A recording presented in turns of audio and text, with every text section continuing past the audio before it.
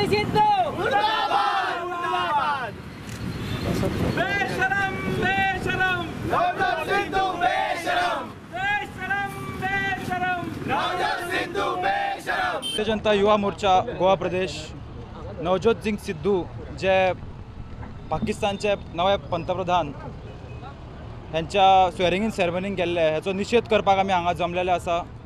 जेन्ना भारत देश दुख्खान आसलो, जेन्ना आमचे माजी पंतप्रधान अटल बिहारी वाजपेयी जीचे निधन जालें आनी पूर्ण देश हो दुख्खान आसलो, तेन्ना अशा क्षणाचेर नवज्योत सिंग सिद्धू अशें कृत्य करता।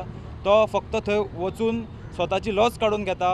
थंय तेंचो जो आर्मी चीफ आसलो बाजवा हाका तो तेजो घट धरता, तेजे जे विचार असले म्हणजे ज्या तरेचे तेणें हें कृत्य केलां तेचो निशेध करपाक आज युवा मोर्चान तेचो पुतळो आमी हांगा दहन करतले आनी असो कृत्य काँग्रेसीचो आमी हांगा निशेध करता।